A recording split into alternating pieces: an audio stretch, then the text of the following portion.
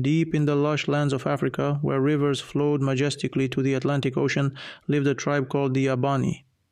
This tribe was famous for their bravery and unique skill in stone carving. Among the young people of the tribe was a boy named Kua, who carved stones with extraordinary delicacy and precision and turned them into amazing sculptures. His sculptures were so alive and beautiful, as if they had the souls of living beings in them. The daughter of the chief of the tribe was a girl named Aqua, who was famous for her beauty and intelligence. Aqua loved watching Kova and was fascinated by her skill and artistic taste. Over time, they fell in love with each other. From the beginning, Kuva and Aqua's love faced many obstacles.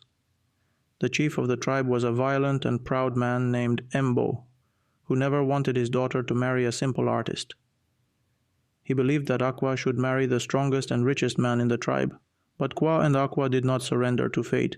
They met in secret and professed their love for each other. Kova made beautiful sculptures for Aqua, and Aqua sang love songs for Kova. But their secret did not last long. Embo found out about their love and was furious. He ordered Kuva to be banished from the tribe. With a broken heart and a sad spirit, Kuva left the tribe and took refuge in the forest. Aqua was disappointed to hear of Kova's banishment, but he did not give up. He was determined to find Kuva and regain the love that had been taken from them. In the meantime, there were many love rivals for Kuva and Aqua. The rich and powerful youths of the tribe, aware of Aqua's beauty and popularity, tried to win her over with gifts and empty promises. One of these love rivals was a man named Jari, who was one of the richest and most influential people in the tribe. Using trickery and deception, Jari tried to convince Aqua that she had abandoned him and betrayed him. Aqua, who had a pure heart, was affected by the current words and gradually lost her faith in Kuva. He decided to marry Jari and forget that Kova was ever present in his life. But Kova never forgot Aqua. He searched the forest for a way to return to the tribe and see Aqua. Along the way, he faced many dangers and fought with magical and dangerous creatures.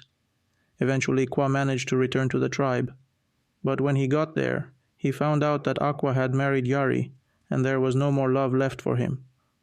With a heart full of sadness, Kuva left the tribe and took refuge in the forest again. He lived alone for years and shed tears remembering Aqua. But fate still had plans for Kuva and Aqua. One day, Aqua, who had gone to her father's house, accidentally heard the voice of her husband Chari in her father's room and found out that Chari had conspired with her father to discourage her from falling in love with Kuva. Her father's room is filled with water, and Aqua's father, who was shocked to see Aqua, changed their words.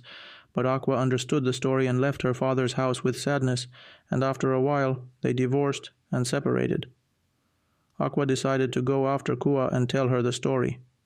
With great difficulty, she found her way to the forest, but found no trace of Kuva and returned to her tribe in despair.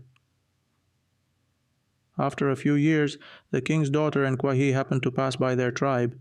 He happened to see Kova in a royal carriage, but Kova did not notice him. Aqua inquires from some people there and finds out that Kova is married to the king's daughter. One day he accidentally met the king's daughter, who had come to the forest to hunt. There the king's daughter fell in love with Kova, and after seeing each other several times in the forest, she proposed marriage to Kova, and Kova, who was disappointed with her former love, he decides to marry the king's daughter. The king's daughter provided Kova with everything she wanted, from gold and jewels to royal clothes, but Kova, who had been in love with Aqua for years, could not forget her love for her, and she kept thinking about Aqua, and this made Aqua sick. The king's daughter, whose name was Amanda, brought her many doctors, but none of them could diagnose her illness. Amanda, who was already in despair, prayed and asked God to solve her problem. Amanda. One night in a dream, she sees a doctor who came to the palace and managed to treat her wife, Kova. When Amanda wakes up in the morning, she is very happy with the dream she saw. Amanda reads several dream passages and tells them the story of this dream does. They interpret the dream for her and tell her that a doctor should come to the palace in 3 days, and the treatment of your wife's illness will be done by this doctor. During these 3 days, when she was thinking about her husband's treatment, she had no sleep or food until the promised day came.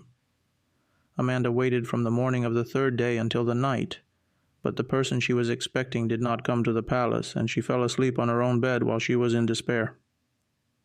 In the middle of the night, the maids wake Amanda up and tell her that someone has come to the palace and claims to be a doctor who can cure your wife's illness. Amanda, who is very happy about this, orders the doctor to be brought into the palace and receive him. Until the next morning, the doctor gets to work and treats his wife. The next morning, the doctor comes to the patient's bedside and examines him. After the examination, the doctor realizes that his illness is not physical, but a mental illness. The doctor, who was very skilled in his work, brings the names of the neighborhoods and tribes one by one until he reaches the desired tribe. At this time, when he mentions the name of a tribe, his condition worsens. The doctor continues and names several people from this tribe, and his condition worsens again. The doctor, who knows his job well, understands what is the cause of Kova's illness, and he comes and tells the matter to the king's daughter and tells her that your wife's illness is a mental illness, not a physical one, and she is interested in someone.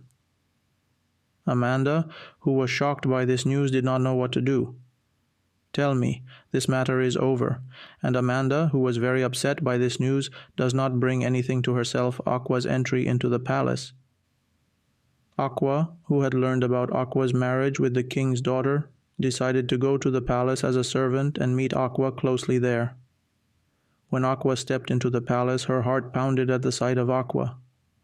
Kova, who saw Aqua after years away, was shocked and amazed, but both of them had to hide their feelings and pretend they didn't know each other. Aqua started working as a servant in the palace, and every day she got a chance to see Kova from afar. Kova was also thinking about Aqua in her solitude and was happy to see her by her side again.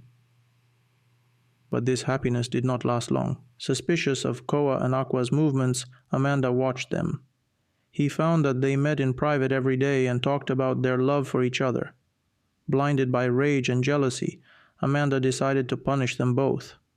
He ordered Kuva and Aqua to be burned in the fire according to tribal customs. According to this custom, if a person is innocent, the fire will cool down for him and he will not be harmed. But if a person is guilty, he will fall prey to the fire. The promised day came, and Kuva and Aqua were taken to the middle of their tribe. They lit the firewood and threw Kuva and Aqua into the fire. All the people of the tribe were gathered and looked at this horrible scene with horror. Amanda was also standing in a corner and looked at Kuva and Aqua burning with hateful eyes. But suddenly something strange happened. The fire suddenly went out and Kova and Aqua came out of the flames safely. All the people of the tribe were surprised by this miracle. They realized that Kova and Aqua were innocent and that their love was true and pure. Amanda, who regretted this incident, asked for forgiveness from Kova and Aqua. Kova and Aqua left the palace, but this was not the end of the story. The news of the rescue of Aqua and Aqua reached Jari, Aqua's ex-wife. Jari, who was a vindictive and power-hungry man, was angry upon hearing this news. He, who had the pain of being rejected by Aqua for years, decided to take revenge. Using his power and wealth, Jari devised a sinister plan to kill Kova. He hired a group of mercenaries to attack Kova and Aqua in the dark of night. Kuva and Aqua, who were unaware of this conspiracy, were returning home on a rainy night when they were suddenly attacked by mercenaries. In this fight, Kova was seriously injured and Aqua bravely defended him. Aqua was horrified to see Kova injured. He rushed Kova home and tried to heal her wounds as best he could. But Kova's injuries were deep and she needed a rare herbal medicine called jasmine tears. Knowing that Kova's life was in danger, Aqua was determined to find the drug at any cost. He asked the oldest and wisest people in the tribe about this medicine and learned that jasmine tears only grow in the depths of a dark and dangerous forest called the Forest of Spirits. Despite the dangers and hardships she faced, Aqua went to the spirit forest without hesitation. He knew that Kova's only hope for survival was to find the drug. Aqua embarked on an adventurous journey through the ghost forest. He faced dangerous creatures, deadly traps, and absolute darkness. But his love for Kuva gave him the strength and courage to continue on his path. After days of struggle, Aqua finally managed to find the jasmine flower. But there, a legendary creature was protecting this flower. The creature told Aqua that if you touch this flower, you will die after 3 days. Aqua, who was left between two paths, spent a day in the forest, sadly, and finally, after Araz made his own decision, he decided to sacrifice his life for his love and get this medicine for Kwa at any cost. On the second day, Aqua takes the medicine from the forest and moves to the tribe. On the third day, Aqua reaches the village. He boils it according to the instructions and gives it to Kwa. And suddenly, miraculously, Kwa's wound is cured, and in a moment, he gets better and gets up from his bed. He doesn't tell Aqua until it's night, and they both go to bed.